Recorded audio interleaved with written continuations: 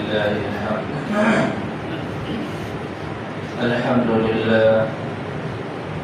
الحمد لله الذي نحمده ونستعينه ونستغفره ونؤمن به ونتوكل عليه ونعوذ بالله من شرور أنفسنا ومن سيئات أعمالنا. من يهده الله فلا مضل له ومن يضلل فلا هادي له.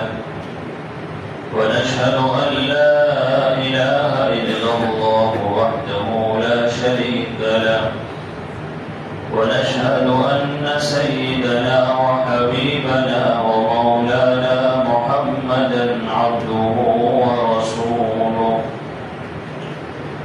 صلى الله تعالى على خير خلقه محمد وعلى آله وأصحابه أجمعين. أعوذ بالله من الشيطان الرجيم. بسم الله الرحمن الرحيم. فأما من طغى وآثر الحياة الدنيا فإن الجحيم هي المأوى. وأما من خاف مقام ربه ونهى النفس عن الهوى فإن الجنة هي المأوى. وقال الله تعالى في موضع آخر: أفرأيت من اتخذ إلهه هواه. وقال عليه الصلاة والسلام: المجاهد من جاهد نفسه في طاعة الله، أو كما قال عليه الصلاة والسلام. درود شریف پڑھتے ہیں. اللهم صل على محمد وعلى آل محمد كما صليت على إبراهيم وعلى آل إبراهيم إنك حميد مجيد. حاضرین اور واجب الاحترام میرے دینی اور اسلامی بھائیوں، آج 11 ذی الحجہ ہے. آج کا دن بہت مبارک ہے. ایک تو یہ عید کا دوسرا دن ہے. آپ جانتے ہیں کہ عید الاضحیٰ یہ 3 دنوں کی ہے. 3 دن ہم قربانی کر سکتے ہیں. آج دوسرا دن ہے اور اس کے ساتھ ساتھ جمعے کا بھی دن ہے. اور جمعہ بھی مسلمانوں کے لیے، اللہ اور رسول کو ماننے والوں کے لیے بڑی فضیلت کی چیز ہے. تو آج کے دن میں اللہ تعالی نے 2 اہم دنوں کو جمع کر دیا. یہ عید کا بھی دوسرا دن ہے اور جمعہ کا بھی دن ہے. اللہ کے فضل و کرم اور اس کی توفیق سے مسلمانوں نے اپنی حیثیت کے مطابق اللہ کی بارگاہ میں اللہ کو خوش کرنے کے لیے، اللہ کو راضی کرنے کے لیے قربانی دی، کیونکہ اس کا مقصد صرف اللہ کو راضی کرنا اور اللہ کو خوش کرنا ہے. چنانچہ اگر کوئی آدمی ان دنوں میں یہ کہے کہ میں 50 کروڑ روپے صدقہ کرتا ہوں لیکن میں قربانی نہیں کروں گا 50,000 کی، تو وہ گنہگار شمار ہوگا. کیونکہ ان دنوں کے اندر اللہ کو جو عمل پسند ہے اور جس چیز کا اللہ نے حکم دیا ہے وہ ہے قربانی کا عمل. تو اگر کوئی قربانی چھوڑ کر اور اس کے بدلے 50 کروڑ روپے صدقہ کرے اور 50,000 کی قربانی چھوڑ دے تو اس کا بدل نہیں ہو سکتا. تو یہاں سے ہمیں کئی باتیں معلوم ہوئی. ایک بات تو یہ کہ دین اصل اللہ کے حکم کو ماننے کا نام ہے. دین اصل رب تعالی نے ہمیں جس موقع پر جیسا حکم دے دیا اس کے سامنے سر جھکانے کا نام ہے. ورنہ بظاہر دیکھنے میں کہ بھائی ادھر 50,000 خرچ ہو رہے اور یہ اللہ کے راستے میں 50 کروڑ دے رہا تو کتنا بڑا. لیکن چونکہ یہ اللہ کے حکم کے خلاف تو دینے میں کوئی حرج نہیں، لیکن اس کے بدل کے طور پر اگر دے گا بدل نہیں ہو سکتا چاہے کتنا بھی دے دے. صدقہ کرنا، اللہ کے راستے میں دینا، یہ بڑی اچھی چیز ہے، بڑی اچھی بات ہے. کرے جس کو اللہ نے جتنی طاقت دی، لیکن ایک واجب کو چھوڑ کر اور ایک اللہ کے حکم اور فریضے کو چھوڑ کر اس سے زیادہ کرنا چاہے تو اللہ کو یہ پسند نہیں ہے. کیونکہ ہم اللہ کے حکم کے تابع ہیں.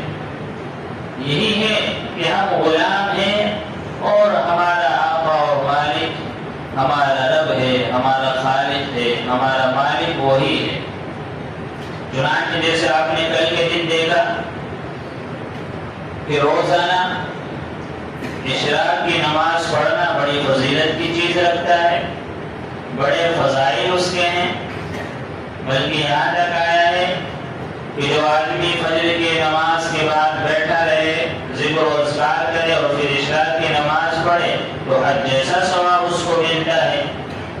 لیکن عیدین کے دن اللہ تعالیٰ نے فرما دیا کہ دیکھو نماز کے بعد نماز عید سے پہلے اشراق کی نماز پڑھنا حرام ہے، مکروہ تحریمی ہے. اب کوئی کہ نہیں مجھے تو اللہ سے بڑی محبت ہے، میں تو سال بھر سے پڑھتا رہا ہوں، تمہیں کیوں چھوڑو آج کے دن؟ تو ٹھیک ہے تو چھوڑ نہیں رہا، پڑھ لے، لیکن تو اپنی خواہش پر تو عمل کر رہا، اللہ کے حکم پر عمل نہیں کر رہا.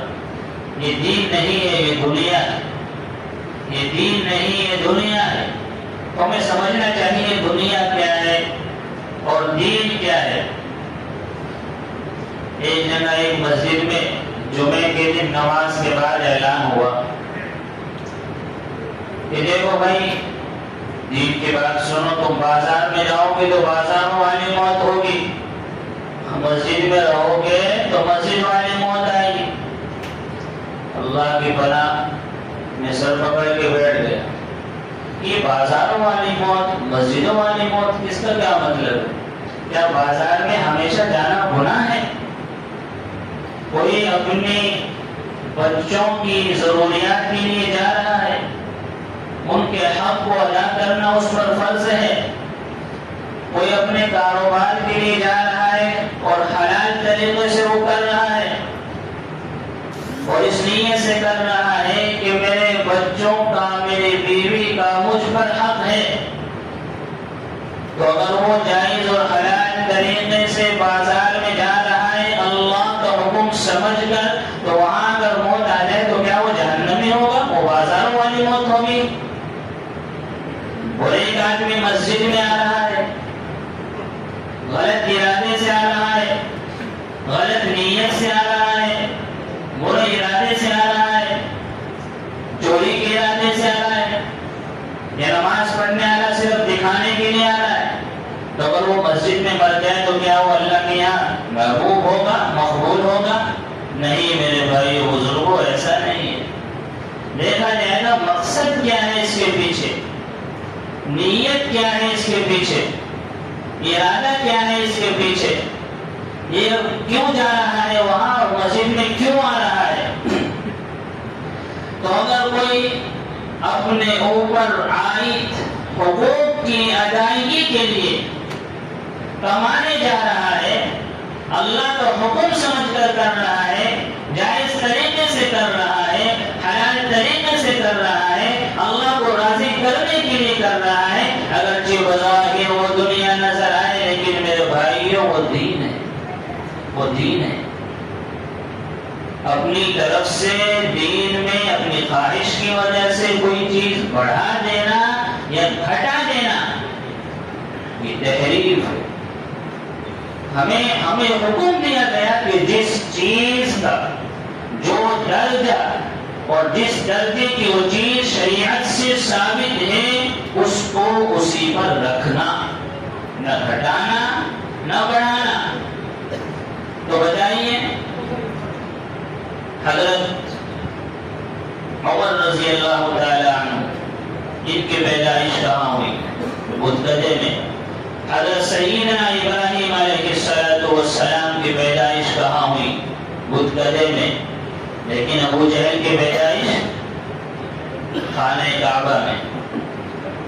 لیکن دونوں میں کتنا، ایک کافر ایک مسلمان ہے، اللہ کا محبوب ایک اللہ کا مقبوس ہے. تو اس لیے اگر کوئی آدمی باہر بھی کام کر رہا ہے، صحیح طریقے سے کر رہا ہے اور اپنے اوپر حقوق کی ادائیگی کے لیے کر رہا ہے، وہ بھی دین ہے. یہ نیت ایسی چیز ہے کہ نیت کا رخ صحیح ہو جائے، نیت کا رخ صحیح ہو جائے تو بظاہر وہ چیز جو دنیا نظر آتی ہے اللہ اس کو دین بنا دیتا ہے. اور اگر نیت میں فساد آ جائے، خرابی آ جائے، گڑبڑی ہو جائے تو بظاہر وہ چیز جو ہے دین تھا وہ دنیا بن جاتی ہے. ایک آدمی نماز یا صدقہ اس لیے کر رہا ہے تاکہ میرا نام روشن ہو، میں لوگوں میں مشہور ہو جاؤں، تو کام تو دین کا ہے، لیکن نیت کے فساد کی وجہ سے وہ دنیا ہے، کوئی فائدہ نہیں اس کا. اور ایک آدمی زمین میں کاشت کر رہا ہے، کھیتی کا کام کر رہا ہے، اپنی نمازوں کی بھی پابندی کر رہا ہے، اللہ کی طرف سے جو حقوق اسے دیے گئے ہیں وہ بھی پورا کر رہا ہے، لیکن نیت یہ ہے کہ اللہ تو نے میرے ذمے میرے بچوں کی پرورش لازم کی ہے، میں ان کا پیٹ پالنے کے لیے تیرے حکم کی وجہ سے یہ کر رہا ہوں، وہ دین ہے، وہ دین ہے. تو نیت خراب ہوئی تو اچھی چیز بھی بری ہو جاتی ہے، اور نیت صحیح ہو تو بظاہر دنیا کی چیز نظر آ رہی ہے لیکن وہ بھی دین بن جاتی ہے. تو میرے بھائیوں، بزرگوں، دوستوں، یہ سب کچھ نہیں کہ وہاں والی موت یہاں والی موت دیکھا جائے گا ہمارا عمل کیا ہے. اگر ہمارا عمل مسجد میں رہ کر خراب ہے تو پھر ہماری موت بھی خراب ہے. اور ہمارے عمل، ہمارا کردار، ہمارے افعال باہر کی زندگی میں اچھے ہیں، اگرچہ ہم مسجد سے باہر ہیں وہ بھی اچھے ہیں، وہاں بھی موت اچھی آئے گی. تو یہ ہے دین. ایسا نہیں ہے کہ دیکھو شیشوں کے گھر میں رہ رہے ہیں تو یہ دنیا دار ہے، اچھی چیز استعمال کر رہے ہیں تو دنیا دار ہے. نہیں میرے بھائیو، دنیا نام ہی ہے اللہ کی نافرمانی کا. جہاں بھی جس جگہ بھی اللہ کی نافرمانی ہوگی وہ دنیا ہے. ایک مسجد میں بیٹھ کر، خانہ کعبہ میں بیٹھ کر، حرم میں بیٹھ کر گناہ کا کام کر رہا ہے، گناہ کی بات کر رہا ہے، ناجائز کام کر رہا ہے، وہ دنیا دار ہے، وہ دنیا دار ہے. اور ایک ان جگہوں سے باہر رہ کر اللہ کی اطاعت میں لگا ہوا ہے، ناجائز سے دور ہے، حرام سے دور ہے، اور اللہ کو ناراض کرنے والے کام نہیں کر رہا، تو وہ دیندار ہے، وہ دیندار ہے. یہ سمجھنا پڑے گا. تو میں نے کہا کہ قربانی کے یہ ایام جو چل رہے ہیں، ایک قربانی تو وہ ہے کہ جو ایام کے ساتھ خاص ہے، جو دنوں کے ساتھ خاص ہے، جو مہینوں کے ساتھ خاص ہے، کہ اس مہینے کی 10، 11، 12 تاریخ کو ہی کی جا سکتی ہے، پھر پورے سال نہیں کی جا سکتی. تو ایک قربانی تو یہ ہے کہ جو مہینے کے ساتھ خاص ہے، دن کے ساتھ خاص ہے، انہی ایام میں کی جا سکتی ہے. لیکن اس کے پیچھے ایک قربانی اور ہے جو نہ کسی دن کے ساتھ خاص ہے، نہ کسی صبح کے ساتھ خاص ہے، نہ شام کے ساتھ، نہ رات، نہ دن کے ساتھ، نہ مہینوں کے ساتھ، نہ سال کے ساتھ، بلکہ جب تک انسان تک وہ قربانی دینی ہے. وہ قربانی نہ کسی دن کے ساتھ خاص ہے، نہ کسی مہینے کے ساتھ خاص ہے، نہ کسی سال کے ساتھ خاص ہے، اور نہ ہی کسی وقت کے ساتھ خاص ہے. جب تک ہم اس دنیا میں رہیں گے، جب تک جیتے رہیں گے، جب تک زندگی ہے، وہ قربانی ہمیں دینی ہے. اور وہ قربانی ہے نفس کی قربانی. وہ ہے نفس کی قربانی کہ ہم نے جانور کی قربانی تو دے دی، لیکن اس کے پیچھے نفس کی قربانی، یعنی ناجائز، حرام اور اللہ کو ناراض کرنے والے کاموں کو زندگی سے نکال دینا. یہ قربانی ہمیشہ ہمارے ساتھ لگی ہوئی ہے.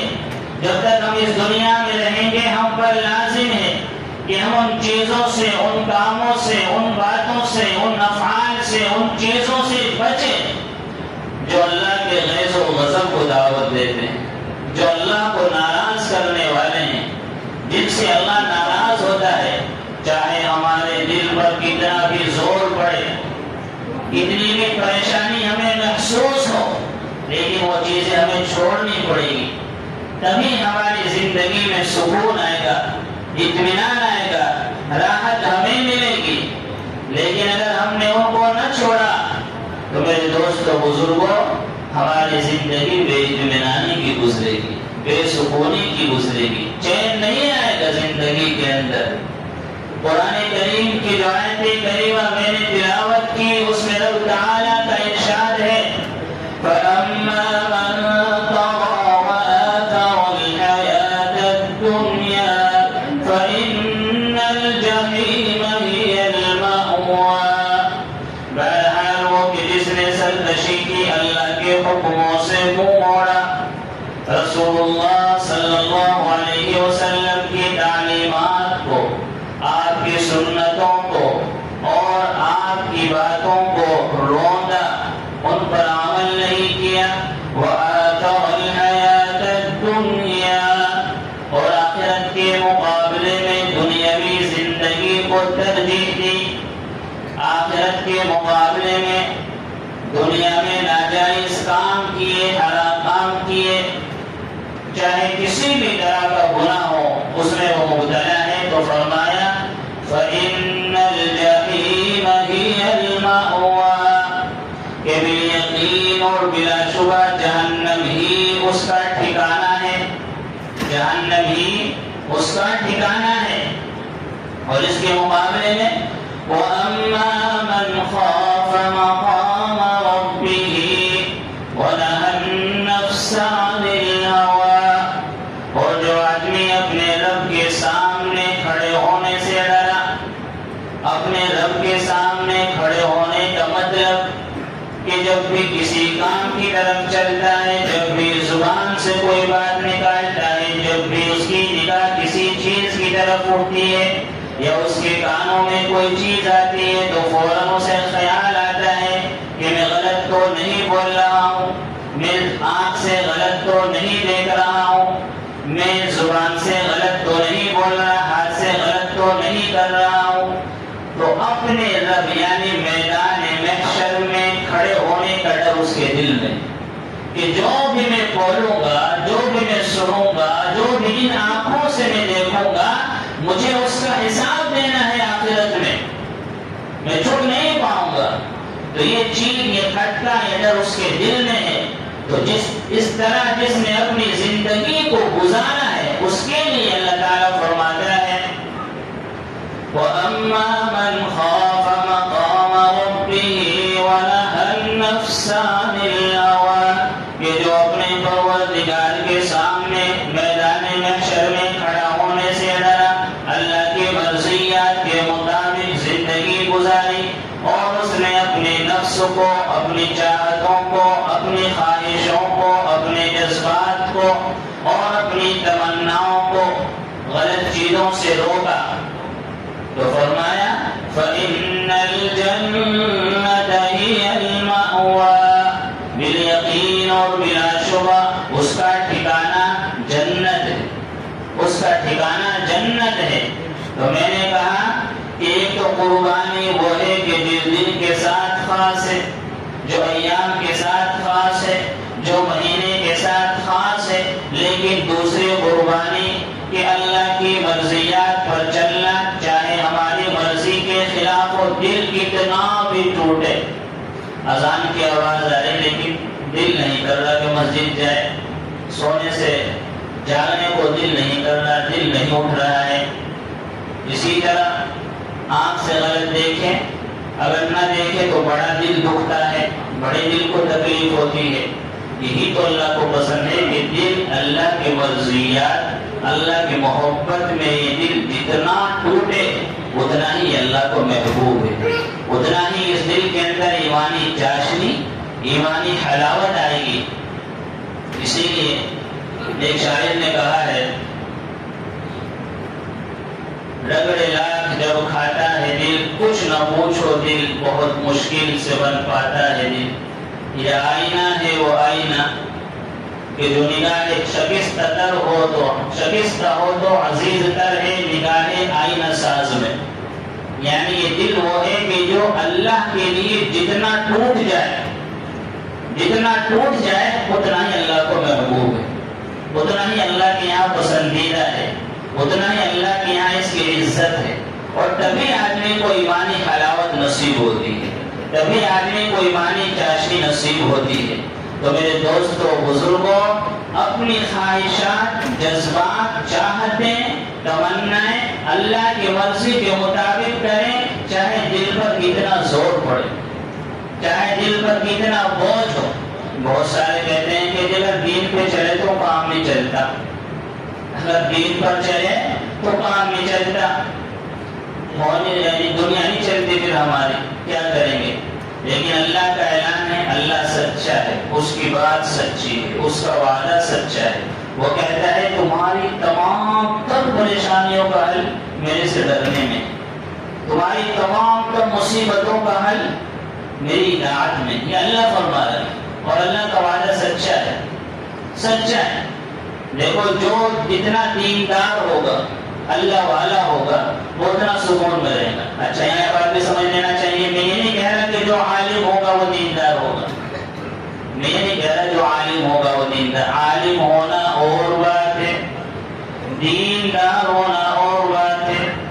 عالم تو کہیں گے کہ ہم نے الفاظ پڑھ لیے جو قرآن میں آ گئے، جو حدیث میں آ گئے، لیکن دیندار ہونا یہ ہے عارف باللہ ہونا، اللہ کا خوف دل میں آ جائے، اللہ کا ڈر دل میں آ جائے، تقویٰ زندگی میں آ جائے، یہ الگ چیز ہے۔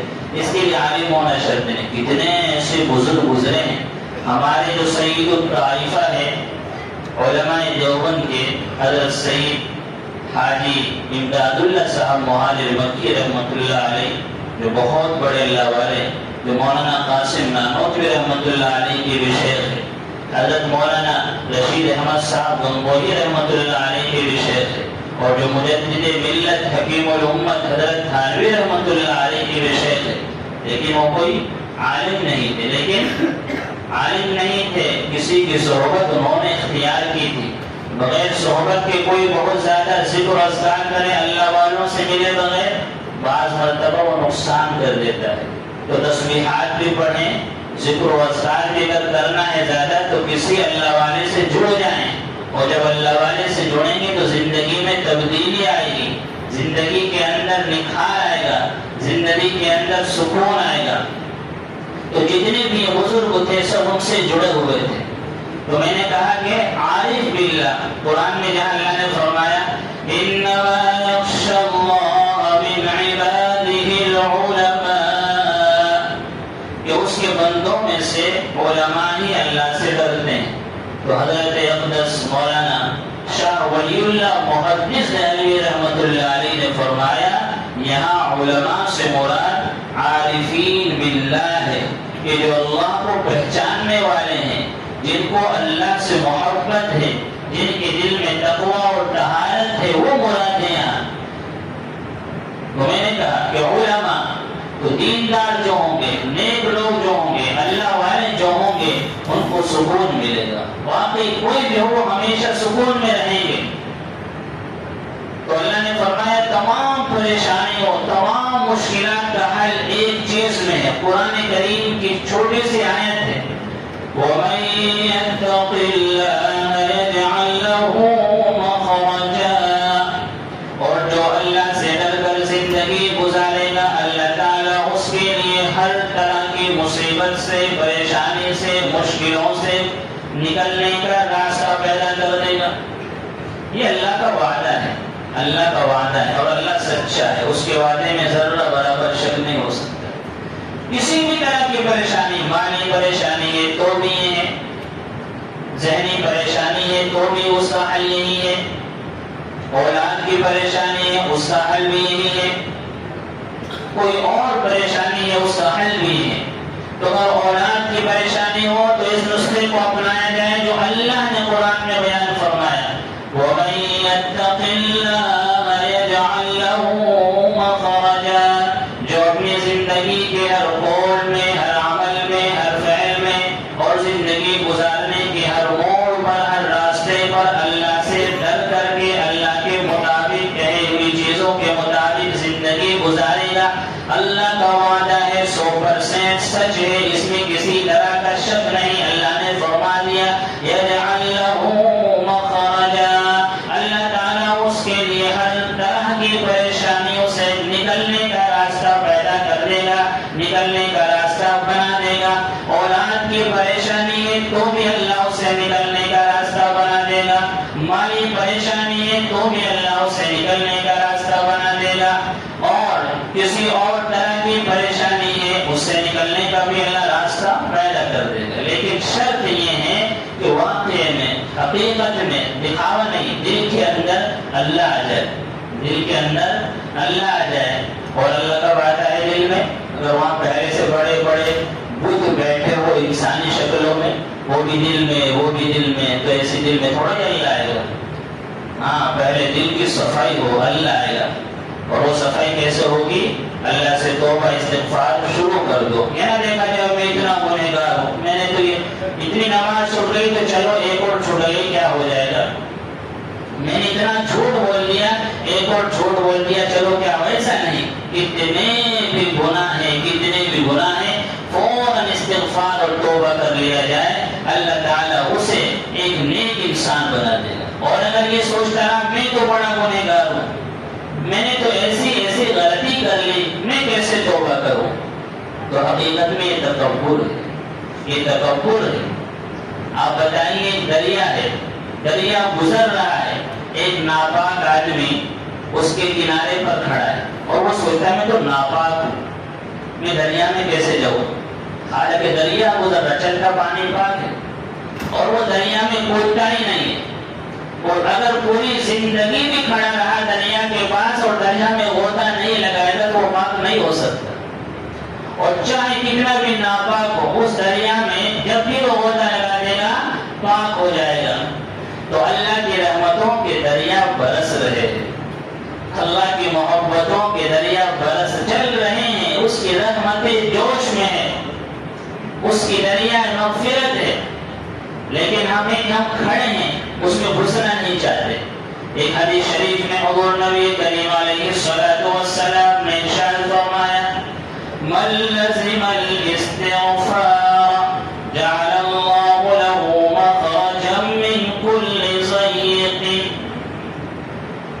ومن كل هم فرجا ورزقه من حيث لا يحتسب۔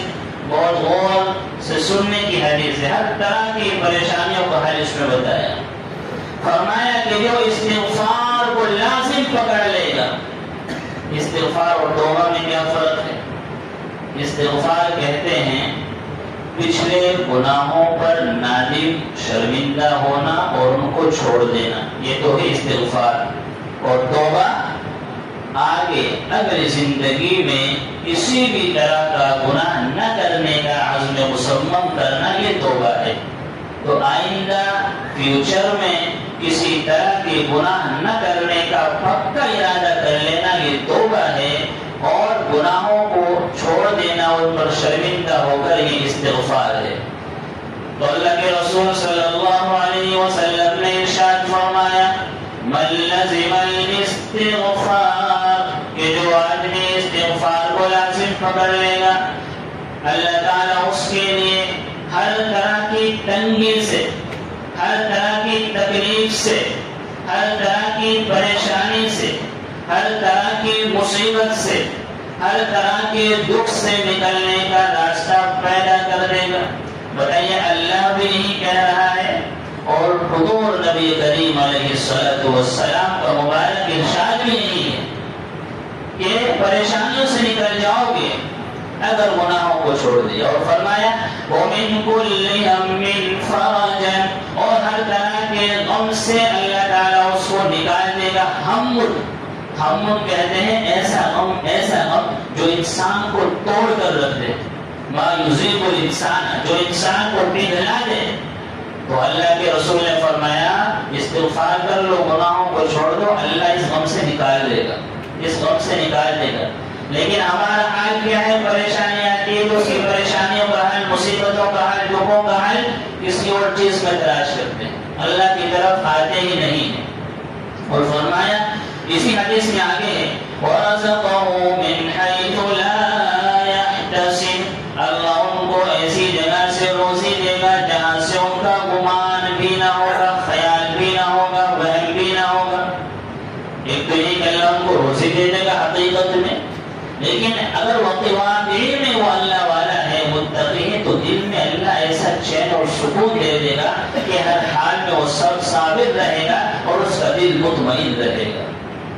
تو استغفار ایسی چیز ہے، ایک آیت کریمہ میں ہے، اس میں اللہ نے فرمایا یُرْسِلِ السَّمَاءَ عَلَيْكُمْ مِدْرَارًا، کہ اپنے رب سے استغفار کرو، وہ بڑا غفار ہے، اور پھر استغفار کے نتیجے میں کیا ہوگا؟ وہ بارشیں برسائے گا۔ وَيُمْدِدُكُمْ بِأَمْوَالٍ، اور ہاں تمہیں مال بھی دے گا، وَبَنِينَ، اور ہاں تمہیں بیٹے بھی دے گا۔ بنین کا لفظ آیا ہے، اولاد نہیں، بنین، بیٹے بھی دے گا۔ تو اگر کسی کے بیٹا نہ ہو رہا ہو تو اس کے لیے ایک اچھا عمل ہے کہ زیادہ سے زیادہ استغفار کرے، اللہ تعالیٰ بیٹی کی نعمت سے بھی نوازے گا۔ اور آگے فرمایا وَيَجْعَلْ لَكُمْ جَنَّاتٍ، اور اللہ تعالیٰ انہیں باغات بھی دے گا مرنے کے بعد۔ وَيَجْعَلْ لَكُمْ أَنْهَارًا، اور اللہ تعالیٰ انہیں نہریں بھی دے گا۔ بتائیے استغفار پر کتنی نعمتیں اللہ دے رہا ہے، گناہوں کو چھوڑنے پر کتنی نعمتیں اللہ عطا فرما رہا ہے۔ حضرت حسن بصری رحمۃ اللہ علیہ مشہور تابعی ہے، بڑے اللہ والے گزرے ہیں۔ ان کے پاس ایک شخص آیا اور اس نے شکایت کی کہ حضرت بارش نے ہو رہی، دعا کرنے کا، استغفار کرو۔ دوسرا آیا اولاد کی پریشانی لے کے کہ اولاد نہیں ہوئی، کہا کہ استغفار کرو۔ تیسرا آیا کہ جی مال کی پریشانی ہے، کہا کہ استغفار کرو۔ تو ان کے مرید نے پوچھا حضرت تین الگ الگ طرح کے آدمی آپ کے پاس آئے ہیں، ایک نے بارش کی شکایت کی، ایک نے مال کی شکایت کی، ایک نے اولاد کی شکایت کی، اور آپ نے تینوں کو ایک ہی عمل بتایا کہ استغفار کرو۔ تو حضرت حسن بصری رحمۃ اللہ علیہ نے جواب دیا کہ میں نے نہیں بتایا بلکہ یہ تو اللہ نے بتایا، اور انہوں نے یہی آیت کریمہ پڑھی، اسی آیت کو انہوں نے پڑھا ہے کہ یُرْسِلِ السَّمَاءَ عَلَيْكُمْ مِدْرَارًا وَيُمْدِدُكُمْ بِأَمْوَالٍ وَبَنِينَ وَيَجْعَلْ لَكُمْ جَنَّاتٍ وَيَجْعَلْ لَكُمْ أَنْهَارًا۔ تو میرے دوستوں بزرگوں، میں نے شروع میں کہا کہ قربانی تو وہ ہے جو دنوں کے ساتھ خاص ہے جو ہم کر رہے ہیں، لیکن حقیقی قربانی وہ ہے کہ جو ہمیشہ پوری زندگی ہمیں کرنی ہے، وہ ہے نفس کی قربانی، اپنے نفس کے خلاف کرنا، حرام لذتوں کو چھوڑ دینا، حرام چاہتوں کو چھوڑ دینا، اس لیے کہ لذت تھوڑی دیر کی ہے اور پھر اس کا عذاب بہت سخت ہے، بہت خطرناک ہے۔ اسی لیے حضور نبی کریم علیہ السلام نے فرمایا کہ عقل مند کون ہے؟ عقل مند وہ ہے کہ جس نے اپنے نفس کو شریعت کے تابع کر لیا، جس نے اپنے نفس کو شریعت کے تابع کر لیا۔ اور حدیث ہے کہ بیوقوف اور کمزور کون ہے؟ العاجز من اتبع نفسه هواها، کہ اس کا نفس اس کے ناجائز خواہشات کے پیچھے لگا ہوا ہے، اور وَتَمَنَّى عَلَى اللَّهِ، اور اللہ سے بڑی بڑی تمنا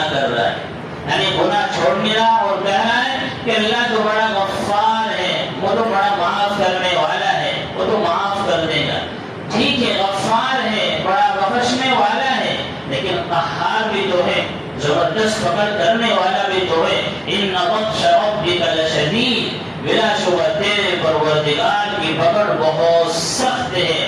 تو صرف اس بنیاد پر کہ اللہ غفار ہمیں چھوڑ دے گا, پہلی بات تو ہمیں معلوم ہی نہیں کہ آگے ہمیں توبہ کا وقت ملے یا نہ ملے, زندگی سے کب جانا پڑ جائے. اور اگر بغیر توبہ کے اس دنیا سے جائیں گے, بغیر توبہ استغفار کے اس دنیا سے جائیں گے, تو پھر وہاں پکڑ ہوگی الا کہ اللہ کسی پر اپنا رحم فرما دے. تو فرمایا استغفار اور توبہ کے بغیر, گناہوں کو چھوڑے بغیر اللہ سے بڑی بڑی امیدیں باندھنا یہ عقل مندی کا کام نہیں ہے, یہ دانائی کا کام نہیں ہے. تو میرے دوستو بزرگوں, حقیقی قربانی کیا ہے؟ اپنے نفس کی قربانی, اپنی چاہتیں کہ دیکھو فلاں کر رہا ہے, جو غلط طریقے سے رسم و رواج ہم نے چلا لیے ہیں, شریعت کے خلاف جتنے کام ہیں ان کو چھوڑ دینا, ان کو چھوڑ دینا. چاہے آنکھ کا گناہ اس کو چھوڑ دینا, دل کا گناہ اس کو چھوڑ دینا, زندگی سے گناہوں کو نکال دینا, گناہوں کو ختم کر دینا.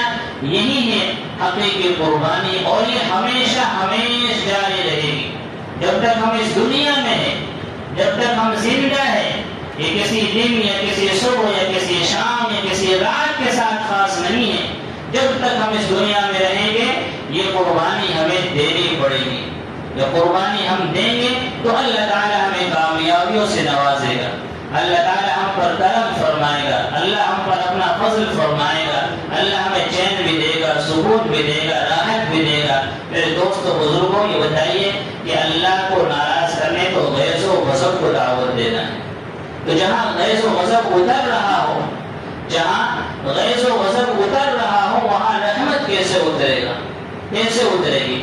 بہت سارے لوگ ہیں کہ گھر میں بے چینی ہے, بے سکونی ہے. تو معلوم ہوا کہ کہیں نہ کہیں گھر میں اللہ کی نافرمانی کر کے جہنم والی کھڑکی کھول رکھی ہے. آپ بتائیے کسی روم کے اندر ایئر کنڈیشن چل رہا ہے, ایئر کنڈیشن چلا ہوا ہے, لیکن ایک کھڑکی کھول دی جس سے گرم گرم ہوائیں بھی آ رہی ہے, تو ایئر کنڈیشن کام نہیں کرے گی. معلوم ہوا کہ ہم اپنے کمروں کے اندر تھوڑا سا ذکر و اذکار بھی کر رہے ہیں, لیکن گناہ کر کے ہم نے جہنم والی گرم کھڑکی بھی کھول رکھی ہے. تو پھر میرے دوستوں بزرگوں وہ چین اور راحت و سکون نہیں آئے گا. تو اللہ نے فرمایا اما من خاف مقام ربه ونهى النفس عن الهوى, کہ جو اپنے پروردگار کے سامنے میدان محشر میں کھڑا ہونے سے ڈرا اور اپنے نفس کو غلط چیزوں سے, غلط باتوں سے, غلط خواہشات سے روکا, تو ایسے لوگوں کا ٹھکانہ کیا ہے؟ رب تعالیٰ کا ارشاد ہے فَإِنَّ الْجَنَّةَ هِيَ الْمَأْوَى, بلا شبہ اور بالیقین جنت ہی ایسے لوگوں کا ٹھکانہ ہے. تو ہم اس قربانی سے یہ سیکھیں کہ ہمیں خدا پرست بننا ہے, نفس پرست نہیں بننا. اپنے نفس کی پوجا نہیں کرنی, اپنے خواہش کی پوجا نہیں کرنی, بلکہ ایک اللہ کی پوجا کرنی ہے. ایک اللہ کو معبود ماننا ہے, ایک اللہ کے حکموں کو, ایک اللہ کے حکموں کو اپنی زندگی میں گزارنا ہے. بتائیے ہمارا حال تو یہ ہے کہ ہماری ہر چیز سنت سے ہٹ کر ہے. بال ہی دیکھ لو ہمارے, بتائیے جو سر کے بال سنت کے مطابق نہیں رکھ سکتا ہے تو اللہ اور اس کے رسول کے نام پر اپنے سر کیا کٹائے گا؟ تو ایک چیز ہماری زندگی میں حضور صلی اللہ علیہ وسلم کی شریعت کے مطابق ہو, اللہ کے کہے ہوئے بتائے ہوئے طریقے کے مطابق ہو, تب ہماری زندگی میں کامیابی آئے گی. اور یہی ہے اصل مقصد. اللہ تعالیٰ سے دعا ہے کہ اللہ تعالیٰ اس چیز کو ہمیں سمجھنے کی توفیق عطا فرمائے. تو آج کی بات یہی تھی کہ ایک ہے جانور کی قربانی, ایک ہے نفس کی قربانی. ہمیں جانور کی قربانی سے اپنے نفس کی قربانی کا سبق لینا ہے کہ اپنے نفس کو اللہ کے سامنے سرنڈر کر دینا ہے. اللہ تعالیٰ ہمیں اس پر عمل کرنے کی توفیق عطا فرمائے. وآخر دعوانا ان الحمد للہ رب العالمین.